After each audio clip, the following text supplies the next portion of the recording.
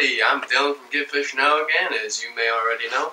I'm back for another video for you guys, because you know I have not been posting in a long time. It's been like 6 months now, and if you're anything like me, you love the summer weather because you just want to get out there, get back to your honey hole, and start reeling in big boys. But it's not time for that yet. Right now it's still middle of winter.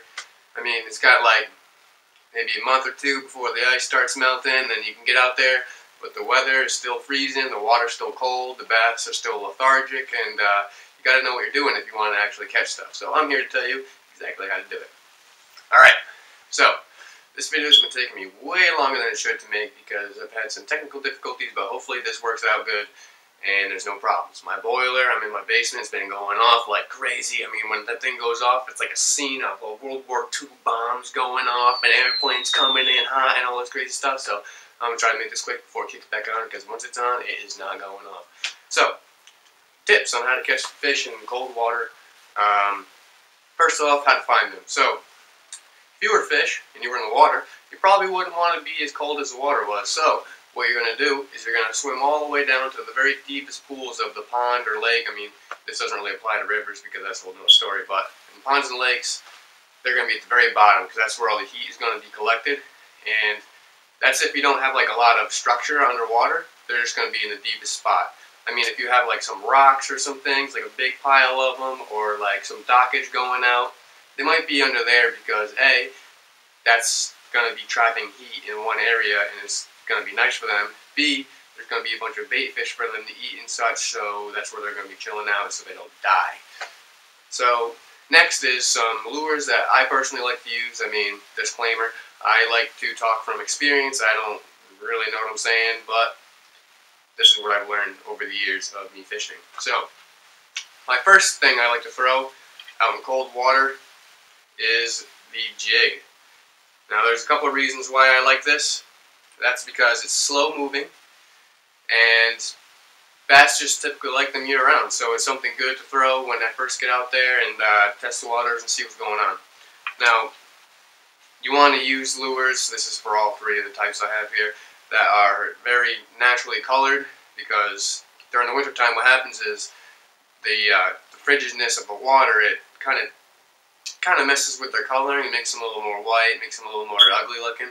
So you want to stick those natural colors to best suit the fish that are in your area. And what you want to do is slow retrieve. You don't want to be hauling this puppy through the water. Take your time, because the bass, they don't really have a lot of energy this time of year, and they want the easiest snack they can get. So if that thing's just plutting, wait a couple seconds, another hop, wait a couple seconds. Don't think you're doing something wrong if you're not getting bites going mad slow. I mean, you just gotta be patient. Now, the second kind is the jerk bait.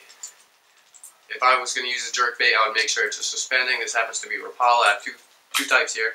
This one I typically use during the summertime because it's very vibrant colored, but this one I would use in the very beginning when the water's cold because it's got the nice dark colors, the bold features, it's got the nice heavy hooks, so when I stop the jerk, it's not going to float back up. It is a floating one, but I've got some heavier hooks on here so that it suspends. That's what you want, because when the thing's going through the water, it's going to make that jiggling sound, and that's what's going to get the bass to look. And then once they see that it's just suspending there, that's going to be the trigger that makes the bass go and want to eat it.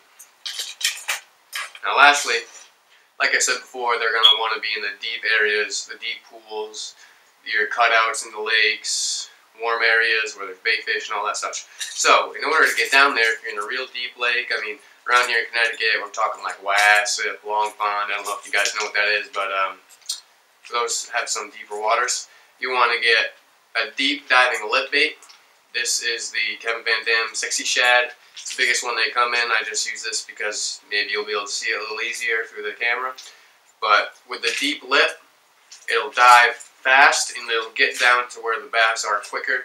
And then the lip is going to be digging down in the mud where they're going to be burrowing to keep warm.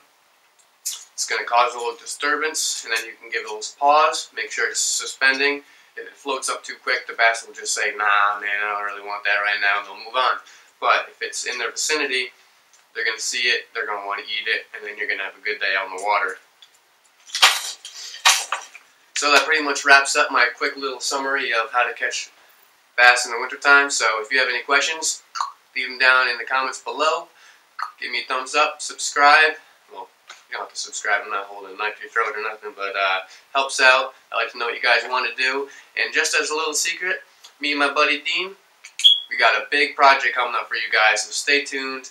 This summer, be looking out for something big.